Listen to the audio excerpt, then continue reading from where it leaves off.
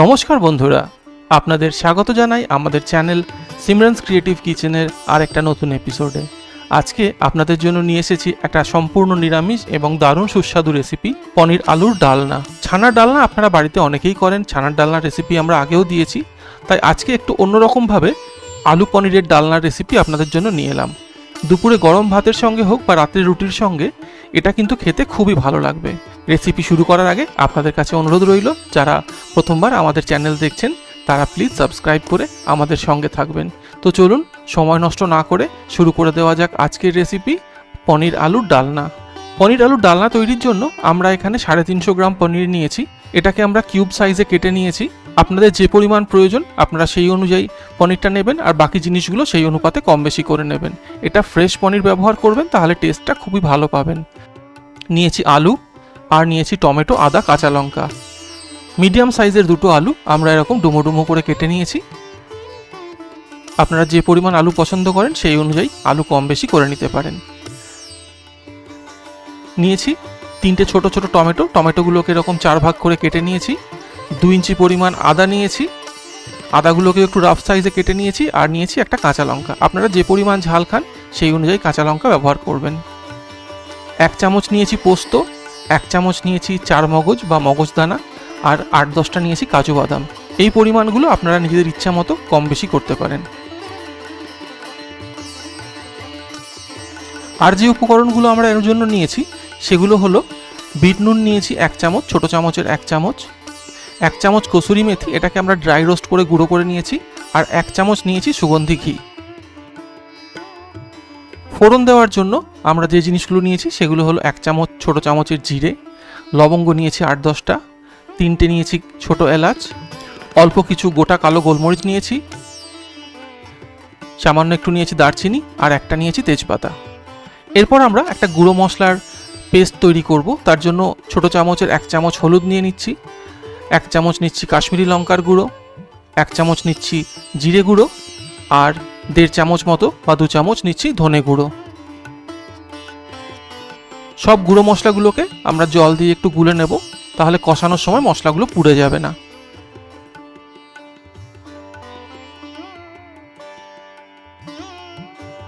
ভালো করে সব মশলার গুঁড়োগুলোকে জলের সঙ্গে মিশিয়ে নিলাম। এরপরে আমরা যে পোস্ত, কাজু বাদাম এবং মগজদানাটা নিয়েছি সেটার একটা পেস্ট তৈরি করব। প্রথমেই বলেছি আপনারা যে পরিমাণ পছন্দ সেই অনুযায়ী কাজু বাদাম, মগজদানা এবং পোস্ত নিতে পারেন। এটার একটা একদম পাতলা পেস্ট আমরা তৈরি করে নিলাম। এরপর মিক্সার গ্রাইন্ডারটাকে ধুয়ে আমরা ওর মধ্যে আদা, কাঁচা লঙ্কা এবং টমেটোর কুচোগুলো দিয়ে দিচ্ছি। সেগুলোকেও আমরা একদম স্মুথ পেস্ট তৈরি করে নেব। এরপর চলে আসি রান্নায়। প্রথমেই কড়াইটাকে আমরা ভালো করে গরম করে নেব, তারপর এর মধ্যে দিয়ে দিচ্ছি সাদা তেল। এই রান্নাটা আপনারা সাদা তেলেও করতে পারেন, সর্ষের তেলেও করতে পারেন, আপনাদের যেটা পছন্দ। আমরা সাদা তেলে করেছি। প্রথমে তেলটা একটু বেশি নিলাম, কারণ পনির এবং আলুগুলো আমরা একটু ভেজে নেব। তেলটাকে ভালো করে গরম করে নিচ্ছি কড়াইতে। এরপর গ্যাসের ফ্লেমটা আমরা কমিয়ে দেবো, মিডিয়াম টু লোতে করে দেবো। তারপর পনিরের টুকরোগুলো তেলের মধ্যে দিয়ে দেবো। একদম হাই ফ্লেমে ভাজলে কিন্তু পনিরগুলো কড়াইতে চিটে যেতে পারে, তাই গ্যাসের ফ্লেমটা কমিয়ে আমরা পনিরের টুকরোগুলো তেলের মধ্যে দিয়ে দিচ্ছি। সব পনিরের টুকরোগুলো তেলে দিয়ে দিয়েছি। এবার আমরা এগুলোকে একটু হালকা লাল হওয়া অবধি ভেজে নেব। খুব সাবধানে উল্টে পাল্টে এগুলোকে ভাজবেন, না হলে কিন্তু ফ্রেশ পনির হলে পনিরের টুকরোগুলো ভেঙে যাবে।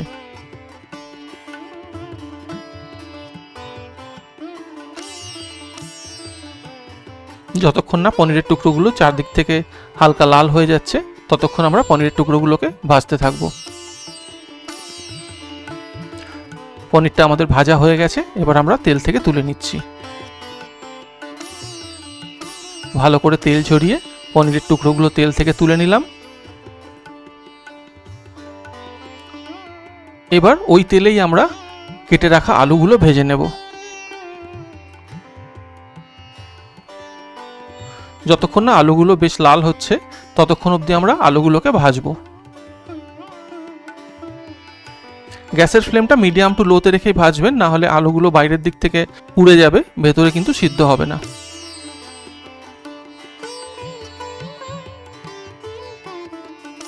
আলুগুলো লাল রং ধরে এসছে, এই অবস্থায় আমরা আলুগুলো তেল থেকে তুলে নিচ্ছি।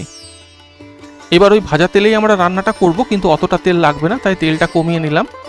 আর এরপরে গোটা মশলাগুলো ফোড়ন হিসেবে তেলের মধ্যে দিয়ে দিলাম। একটু সময় গোটা মশলাগুলো বা গরম মশলাগুলো তেলের মধ্যে ভাজা হলে, যখন গোটা গরম মশলা ভাজার বেশ সুন্দর একটা গন্ধ বেরোবে, তখন আমরা টমেটো, আদা এবং কাঁচা লঙ্কার পেস্টটা তেলে দিয়ে দেব। কিছুটা সময় এটাকে ভালো করে আমরা কষিয়ে নেব, যতক্ষণ না টমেটো এবং আদার কাঁচা গন্ধটা চলে যাচ্ছে। টমেটো এবং আদার পেস্টটা কষিয়ে নেওয়া হয়ে গেছে। এবার এর মধ্যে আমরা যে গুঁড়ো মশলার গোলাটা তৈরি করে রেখেছিলাম সেটা দিয়ে দিচ্ছি। বাটিটাকে ধুয়ে মশলার মধ্যে একটু জল দিয়ে সেটাও দিয়ে দিলাম তেলের মধ্যে। এবার এটাকেও আমরা ভালো করে কষিয়ে নেব। মশলাটা আমরা ততক্ষণ ভালো করে কষাবো যতক্ষণ না মশলা থেকে তেল আলাদা হয়ে আসছে।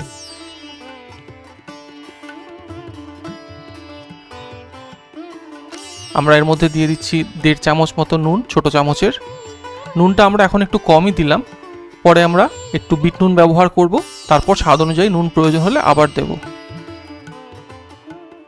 দেখতেই পাচ্ছেন মশলাটা বেশ সুন্দরভাবে কষে গেছে, মশলার থেকে তেল আলাদা হয়ে গেছে।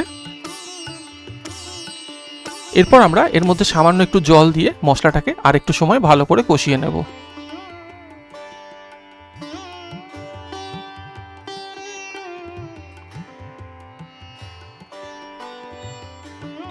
মশলা থেকে সুন্দর তেল ছাড়তে শুরু করেছে। এবার আমরা কাজু বাদাম, মগজদানা ও পোস্তর যে পেস্টটা ছিল সেটা এর মধ্যে দিয়ে দিচ্ছি। বাটিটা ধুয়ে একটু জলও দিয়ে দিচ্ছি।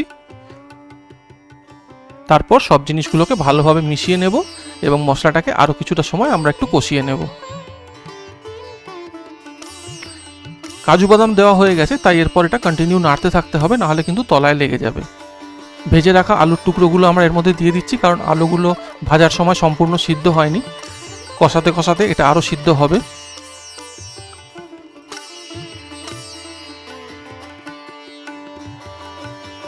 বেশ খানিকটা সময় আমরা সব জিনিসগুলোকে আরও একটু কষিয়ে নেব। এরপর এর মধ্যে আমরা দিয়ে দিচ্ছি প্রয়োজন অনুযায়ী জল। যতটা ঝোল আমরা রাখতে চাই সেই অনুযায়ী জল এর মধ্যে আমরা ব্যবহার করব। আমি প্রথমে এখানে 1.5 কাপ মতো জল দিলাম। তারপর এটাকে একটু মিশিয়ে নিচ্ছি। আর একটু জল ব্যবহার করছি এখানে, মোট 2 কাপ মতো জল আমরা ব্যবহার করেছি। এরপর গ্যাসের ফ্লেমটা মিডিয়াম করে আমরা এটাকে ফুটতে দেবো। যতক্ষণ না ফুটছে ততক্ষণ অবধি আমরা অপেক্ষা করব।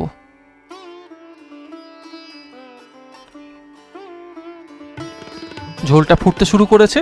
এবার আমরা ভেজে রাখা পনিরের টুকরোগুলো এর মধ্যে দিয়ে দিচ্ছি। তারপর সব জিনিসগুলোকে বেশ ভালোভাবে মিশিয়ে নেব। এই অবস্থায় আমরা দিয়ে দিচ্ছি বিট নুন আর কসুরি মেথির যে ড্রাই রোস্ট করে আমরা গুঁড়ো করে রেখেছিলাম সেটাও এর মধ্যে দিয়ে দেব। ভালো করে মিশিয়ে নেব সব কিছু। মিডিয়াম ফ্লেমে গ্রেভিটা ফুটতে থাকবে।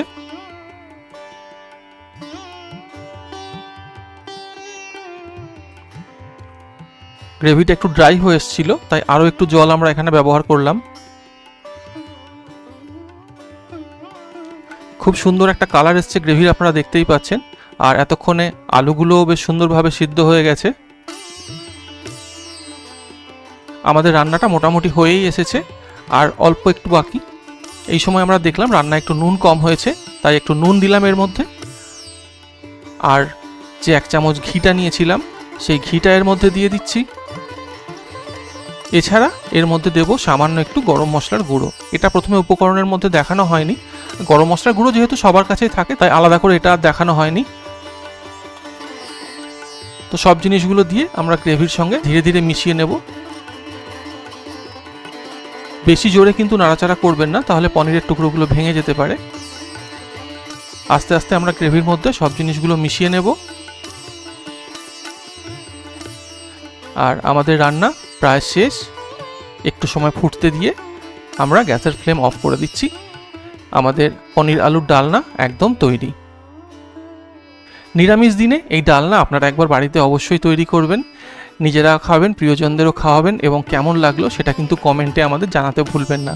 এই রেসিপি সম্বন্ধে কোনো কিছু জানার থাকলে বা আপনাদের কোনো মতামত থাকলে সেটাও কমেন্টে আমাদের লিখে জানাবেন।